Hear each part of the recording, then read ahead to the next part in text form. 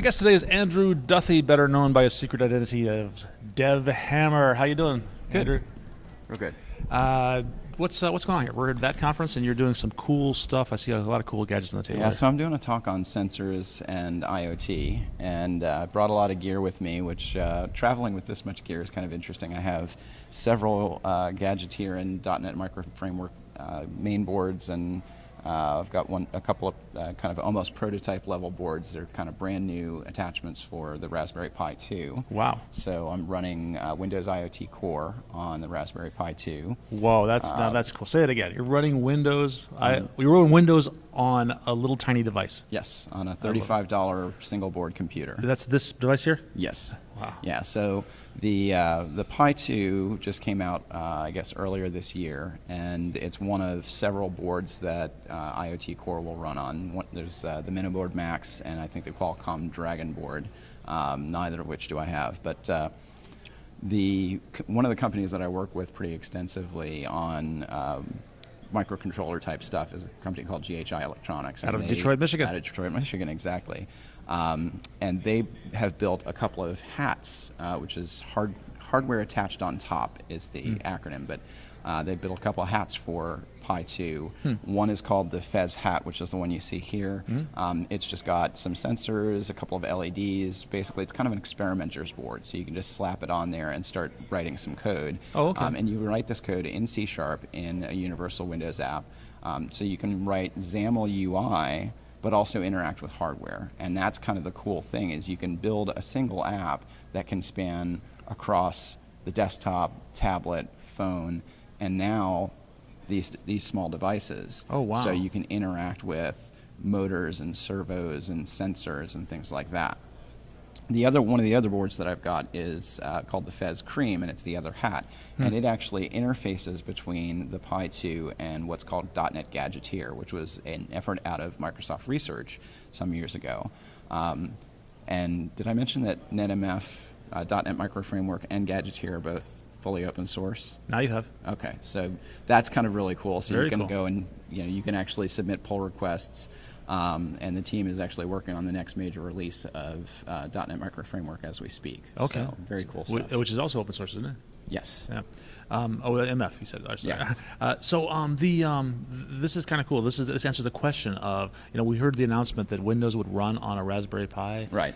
And the real question people have is, well, why? What practical use do I have for that? How can I make that do something cool and interesting with that, or of business value? And this is a step towards that. I know it's a demoware, but it's. But interfacing with sensors and interfacing with other electronic devices is the key to a lot of the maker type movement, is being able to kind of slap together different sensors and motors, build robots and things like that. Excellent.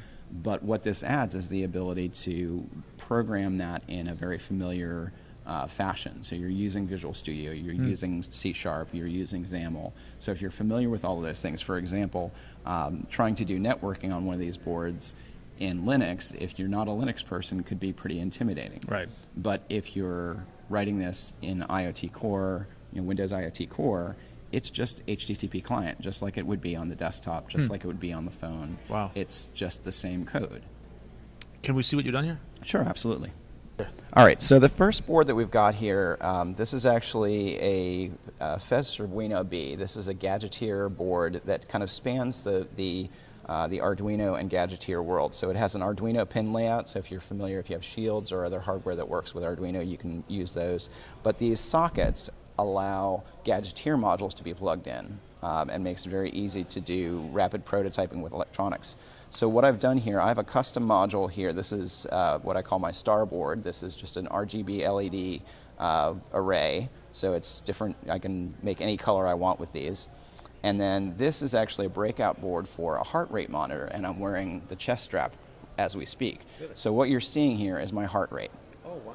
So every time my heart beats, the chest strap sends a wireless signal to this receiver. The receiver simply toggles a pin, just basically toggles one of the signal pins high or low. That means either at the input voltage or down to ground. And when it does that, what it looks like to Gadgeteer is very much like a button. So in the actual code, I simply coded this up to use a button module and my star module, and every time that button is clicked, it sends a signal to the board that says, do this heartbeat pattern. So awesome. all of that stuff is basically abstracted away. So as a programmer, all I have to do to handle the button is just do button press plus equals tab, right. and it creates the event handler for me. So instead of getting into the kind of low-level details of interrupts and all the hardware stuff, it allows me as a software person to stay a little higher level. And you can immediately see medical applications for this. Potentially, a little bit more work. Yeah. And so some of the other hardware that I've got with me, I don't have these plugged in right now, but this is a Fez Spider main board. This is actually I'm using for a project called Connect the Dots that Microsoft Open Technologies created. So the Connect the Dots project allows me to take the input from something like, say, this temperature and humidity sensor, send that out over the internet to Azure Event Hubs, or Azure Service Bus, and then also use things like Stream Analytics to analyze the data as it's coming in and do things like, for example, threshold checking. If a temperature monitor in an industrial setting was too high, for example, you could send alerts. And then the Connect the Dots project also includes a website where you can actually see the data as it streams in sort of a graph format. So it's a pretty cool project. And this little guy here, so this is something new from GHI called the BrainPad. This is also a .NET Micro Framework board, and this is targeted at education, as you might imagine from the kind of cute graphics and whatnot. I like it. So basically, it's a two-sided, kind of left and right brain was kind of, I think, the thinking that they had. You have input on one side and output on the other side. So you've got input from buttons, you've got a temperature sensor, you've got an accelerometer, a light sensor, and you can basically take the input from these sensors and then do something with various outputs. So you could move a servo for the servo motor, you could spin a DC motor, you can turn on a multicolor LED, you can make some sounds on the buzzer, you can use the display, write out, you can draw shapes or write out text, and then there's a 3 LED traffic signal, so it's green, red, and blue, I forget which, or green, red, and yellow. So this is kind of a neat little board, and it's not terribly expensive. You can program it with C# or Visual Basic. And then there's actually a community member of the GHI community who created an interface between this and Scratch. So you can actually program this board using the MIT Scratch It's a environment. language for learning. Yeah, it's basically a kid's learning environment, but you can actually program this, and the interface that he built will translate the Scratch commands into the C# or VB necessary to run the hardware. And then last but not least, if we swing over here, This is the Pi. this is the Pi 2. So I've actually got it powered up, so I'm not going to pull off the hat. But the Pi 2 is the part underneath, and this is currently running Windows IoT Core.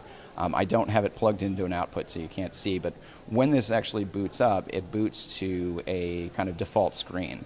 So one of the differences between Windows IoT Core and, say, Windows on your tablet or laptop or whatever else is there isn't a shell per se. So you don't have kind of Explorer, you don't have the desktop. Your application is really the user interface, and you can load multiple applications and choose to run them in a variety of ways. But you can set one default app to be, this is what starts when I boot this thing up. The board that's sitting on top of here is there's a set of I/O pins that the Raspberry Pi exposes. And so this board is called the Fez Hat. This is also from GHI. And it's got screw terminals for things like power for a motor, analog and digital inputs. It's got a couple of motor driver terminals here as well. So if you wanted to use this to build a robot, you've got plenty to do for motor control. It's got a couple of LEDs, so you can set the color of those, a light sensor, a temperature sensor, and an accelerometer. So much like the BrainPad, you've got a bunch of sensors that you can use to prototype or build experiments with very quickly and easily on the Pi 2 running Windows IoT Core. Outstanding. Andrew, that is a lot of really cool stuff. Can I ask you, the software was all open source? So I don't know that Windows IoT Core itself is open source. All of the Gadgeteer and .NET Micro Framework code is open source. The Connect the Dots project is also open source. It's up on GitHub. So pretty much all of the stuff that's running on top of Windows is open source, and all of the stuff that's running on the .NET Micro Framework boards are open source. Give me an idea about how much you paid for all this hardware, not counting the Surface. To be completely clear, some of the gear, the brain pad, the hats, those were provided to me by GHI. Get an idea of what the user, if they want to do exactly all the cool the brain stuff pad, I think, runs $30 some odd. I think the hats are in that same range, $35 to $37. The kit that I've got for the Connect the Dots project, that's probably in the $150 range. The Spider Starter Kit is what I use for the most part for that. And then the Fez Buena B is that runs probably, I think, about $40. So generally, most of the boards are well under $50, and yeah, I probably don't have more than about $250 worth of hardware all told in here. That's awesome. Are you blogging about this? I do blog about it periodically. I've got some ideas that I need to get some more blog posts. You're going to announce your blog now, so that'll be pressure to actually write this stuff about. My blog is at devhammer.net. I do also, most of my hardware video stuff is up on Vimeo. So if you go to vimeo.com/devhammer, I've got a lot of videos up there showing off some of this gear. Andrew, thank you so much. It's my pleasure.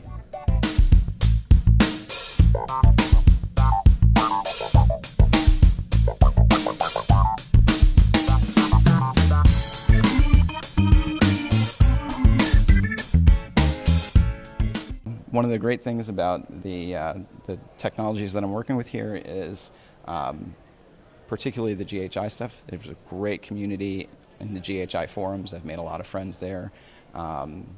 So definitely stop by ghi.com/community or ghi-electronics.com/community, and you can meet some of those folks too.